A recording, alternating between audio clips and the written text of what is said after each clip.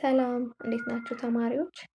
ዛሬ የሂስትሪ ግሬድ 11 ዩኒት 6 የሆነው ሁለተኛ ፓርት ሞሮካውያን ሱልጣኔት የሚለውን የምንማማር ይሆናል። በባለፈው ክፍላችን ስለ ፉንጂ ሱልጣኔት ተመልክተናል። እናንተም ተምራችሁበታል ብዬ አስባለሁ። ዛሬ ደግሞ ወደ ሞሮካውያን ሱልጣኔት ከመግባታችን በፊት ሰብስክራይብ አድርጉ። እንዲሁም ለኢንትራንስ ተፈታኞች እና ለ11ኛ ክፍሎች ጠቃሚ የሆነ ትምህርት ነው ብዬ አስባለሁ። አጠር ያለ ነው። ዘ ራይዝ ኦፍ ሞሮካውያን ሱልጣኔት የሞሮኮ ሱልጣኔት እንዴት ነው ራይዝ እያደረገ የመጣው የሚለውን ነገር የምንመለከት ይሆናል ማለት ነው። ኢን ኖርዝ አፍሪካ ዘ 16th ሴንቸሪ ሳው ዘ ራይዝ ኦፍ ሞሮኮ አስ አን ኢንዲፔንደንት ስቴት በ16ኛው መቶ ክፍለ ዘመን በሰሜን አፍሪካ ከሚገኙ ሀገራት ሞሮኮ የምትባለው ራሷን እየቻለች የመጣችበት ጊዜ በጣም ከፍተኛ ደረጃ ላይ የደረሰችበት ጊዜ ነበር ማለት ነው። 16ኛው መቶ ክፍለ ዘመን ለሞሮኮ the ሳዲርስ አረብ ክላንስ ዩናይትድ the whole of Morocco by the ሳዲርስ የሚባሉ ደግሞ የአረብ ጎሳዎች ሞሮኮን አንድ እንድትሆን አስችለዋት ነበር ማለት ነው።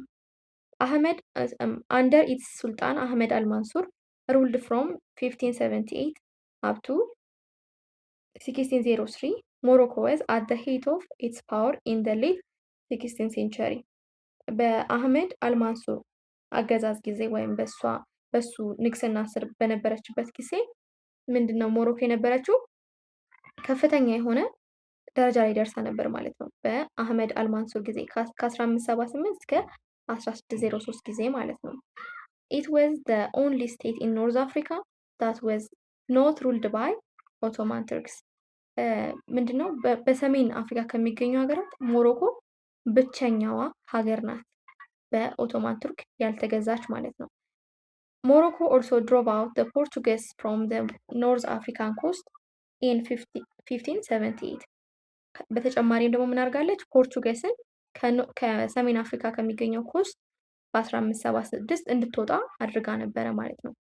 Further, it came into conflict with Songhai Empire in West Africa ሌላ ደግሞ ምን ውስጥ ገብታ ነበር? ኮንፍሊክት ውስጥ ወይም ግጭት ውስጥ ወይም ጦርነት ውስጥ ነበረች። ከማን ጋር? ከሶንጋ ኢምፓየር ጋር። በዌስት አፍሪካ ነው የምትገኘው ሶንጋ ኢምፓየር። ላይክ እንደ ማሊ፣ ጋና ምን አላት? የጎልድ ክምችት አላት ወይም ከፍተኛ የሆነ የወርቅ ክምችት አላት። ስለዚህ ያንን ለመቆጣጠር ግጭት ውስጥ ገብታ ነበር ማለት ነው ሞሮኮ። The Sultan sent an army armed with firearms across the Sahara to seize control of the gold mines of ሶንጋይ ሱልጣኑ ወይም አህመድ አልማንሱር ምን አደረገ? ወታደሮችን ላከ። ፋየር አርሞችን የታጠቁ ወታደሮችን ከላከ በኋላ በየት በኩል ነው? አክሮስ ሰሃራ በሰሃራ በኩል ላከ እና ደግሞ ማንን ለመቆጣጠር ነው? ይሄ ጎልድ ማይን የሆነችውን ሶንጋይ ማለት ነው። the Morocco army captured and looted Gao and Timbuktu ምን አደረገ? የሞሮኮያን አርሚ የሞሮኮዎች ወታደር ጋውን እና ቲምቡክቱ የምትባለውን ቦታ ከያዙ በኋላ ዘርፏቸው ነበር ማለት ነው። then the army captured much of gold and slaves and sent them to Morocco. As a result, the Songhai Empire disintegrated and the culture of Timbuktu was destroyed. However, this had a negative consequence on Morocco itself. ምንድነው የሚለን? ሞሮኮ ያንን ቦታ ካፕቸርድ ካረገች በኋላ ወርቁን እያወጣች ወደ ራሱ ሀገር ስሌቦችንም ራሱ እንደዚህ ባሪያዎችን እያወጣች ወደ ሞሮኮ እየላከች ነበረ። በተመሳሳይ ደግሞ የሶንጋ ኤምፓየር ምን እየሆነ ነበር?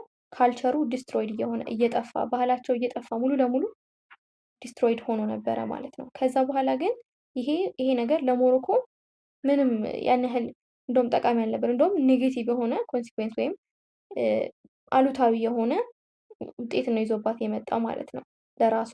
The regular trade in gold with North Africa was disrupted and much of it was diverted eastward to Tunis, Tripoli and Cairo, and southwards to European traders on the Atlantic coast of West Africa.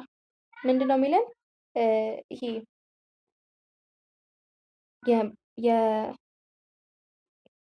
ሬጉላር ትሬዱ ዲስራፕትድ ሆኖባት ነበረ ማለት ለሞሮኮ። ምንድነው በኢስትዋርድ በኩል የሚመጣው ወደ ቱኒዝ እና ወደ ትሪፖሊ እና ካይሮ ነው የሚሄደው። በሳውዝ ዋርድ በኩል ደግሞ ወደ አትላንቲክ ኮስት ኦፍ ዌስት አፍሪካ ነው ማለት ነው። ለዛሬ የነበረን ይህንን ይመስል ነበረ። በቀጣይ ደግሞ የሚቀጥሉትን ክፍሎች የምንመለከት ይሆናል። ከወደዳችሁት ኮሜንት ላይ አስቀምጡልኝ። እንዲሁም ደግሞ እንድሰራላችሁ የምትፈልጉትም ነገር ካለ አላለቀም፣ እንጨርሰዋለን። ስላዳመጣችሁኝ አመሰግናለሁ። ሰብስክራይብ ማድረጋችሁ እንዳትረሱ። ቻው